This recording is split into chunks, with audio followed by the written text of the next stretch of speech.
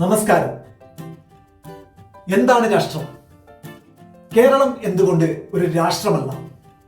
India എന്തുകൊണ്ടാണ് ഒരു രാഷ്ട്രം എന്ന് അറിയപ്പെടുന്നത്?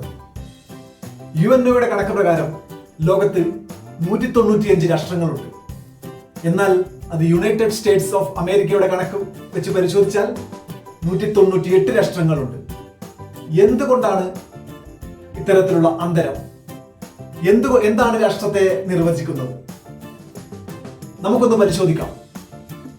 നമ്മൾ കേരളത്തിലുള്ള ജനങ്ങൾ മഹാഭൂരിപക്ഷവും രാഷ്ട്രീയ മേഖലയെക്കുറിച്ച് കൃത്യമായ അറിവുള്ളവരാണ്. നമുക്ക് ഇത്തരത്തിലുള്ള ചെറിയ ചെറിയ കാര്യങ്ങളും കൂടി മനസ്സിലാക്കിക്കൊണ്ട് രാഷ്ട്രീയ മേഖലയിലെ വിദ്യാഭ്യാസം പൂർണ്ണമാക്കാൻ ശ്രമിക്കാം. ഇന്ന് നമ്മൾ പരിശോധിക്കുന്നു എന്താണ് രാഷ്ട്രം എന്നുള്ളത്. അതിനായി നമുക്ക് ആദ്യമായി ഒരു ഉദാഹരണം എടുക്കാം. കേരളം എന്തുകൊണ്ട് ഒരു രാഷ്ട്രമല്ല? ഇന്ത്യ എന്തുകൊണ്ടാണ് ഒരു രാഷ്ട്രം ആണ് എന്ന് പറയുന്നത്? അതിന്റെ പ്രധാനപ്പെട്ട കാരണം നമുക്കൊന്ന് വിശദമായി പരിശോധിക്കുന്നതിലൂടെ എന്താണ് രാഷ്ട്രം എന്നുള്ളത് നമുക്ക് മനസ്സിലാക്കാൻ ശ്രമിക്കാം.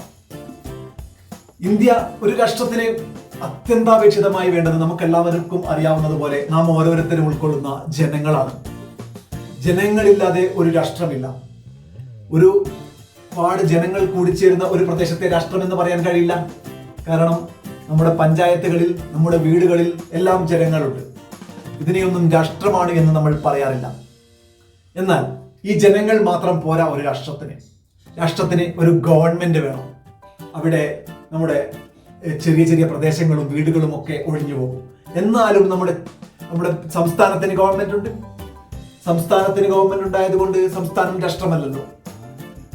ജനങ്ങളും രാഷ്ട്രവും കഴിഞ്ഞാൽ നമുക്ക് പ്രധാനപ്പെട്ടത് ഒരു ഭൂപ്രദേശമാണ്. നമുക്കൊരു ഭൂപ്രദേശമുണ്ട്. കേരളത്തിനൊരു ഭൂപ്രദേശമുണ്ട്. കേരളത്തിനൊരു ഭൂപ്രദേശമുണ്ടെങ്കിലും കേരളം ഒരു രാഷ്ട്രമല്ല. ഇന്ത്യ ഒരു രാഷ്ട്രമാണ്. ഇന്ത്യക്ക് ജനസംഖ്യയുണ്ട്, ജനങ്ങളുണ്ട്. ഇന്ത്യക്ക് ഗവൺമെന്റ് ഉണ്ട്. ഇന്ത്യക്ക് ഭൂപ്രദേശമുണ്ട്. എന്നാൽ ഇതെല്ലാത്തിലും ഉപരിയായി കേരള സംസ്ഥാനത്തിനില്ലാത്ത മറ്റൊന്നു കൂടെ ഇന്ത്യ രാജ്യത്തിനുണ്ട്. അത് ഇന്ത്യയുടെ സോവറിറ്റിയാണ്, പരമാധികാരം. ഈ പരമാധികാരമാണ് ഒരു രാജ്യത്തെ നിർണ്ണയിക്കുന്നത്. ഒരു ഭൂപ്രദേശത്തിന്, അവിടെ ജനങ്ങൾ താമസിക്കുന്ന ഒരു ഭൂപ്രദേശത്തിന്, അവിടെ ഒരു ഗവൺമെന്റിന് പരമാധികാര ഗവൺമെന്റ് നിലനിൽക്കുന്നുണ്ടെങ്കിൽ അതിനെ ഒരു രാഷ്ട്രമായി കണക്കാക്കപ്പെടും. ഈ പരമാധികാരം നിലനിർത്തുന്നതിന് വേണ്ടിയാണ് നമ്മൾ നമ്മളുടെ രാജ്യത്തിന്റെ ബഡ്ജറ്റിന്റെ ഭൂരിഭാഗവും ചെലവഴിച്ചുകൊണ്ട് ഇന്ത്യയുടെ സേനയെ സജ്ജരാക്കി നിലനിർത്തുന്നത്. ലോകത്തിലെ തന്നെ ഏറ്റവും എണ്ണം പറഞ്ഞ ഒരു സേനയുടെ ഇന്ത്യയുടെ ഭാഗമാണ്, നമ്മുടെ രാജ്യത്തിന്റെ ഭാഗമാണ് ഏറ്റവും വലിയ ഒരു സേന. അത്തരത്തിൽ ലോകത്തിലെ എല്ലാ രാജ്യങ്ങളും ഇത്തരത്തിലുള്ള സേനകളെ ഉയർത്തിക്കൊണ്ടുവരുന്നതും അതിനുവേണ്ടി കൂടുതൽ ചെലവുകൾ ചെയ്യുന്നതും ഇത്തരത്തിലുള്ള ആവശ്യങ്ങൾക്ക് വേണ്ടിയാണ്. അതിനോടൊപ്പം തന്നെ നമുക്ക് പരിശോധിച്ചാൽ മനസ്സിലാകും. ഞാൻ ആദ്യം തന്നെ പറഞ്ഞു, എന്തുകൊണ്ട് അമേരിക്കയുടെ കണക്ക് പ്രകാരം ലോകത്ത് 198 രാജ്യങ്ങളുണ്ട്. എന്നാൽ UNOയുടെ കണക്ക് പ്രകാരം 195 രാജ്യങ്ങളേ ഉള്ളൂ.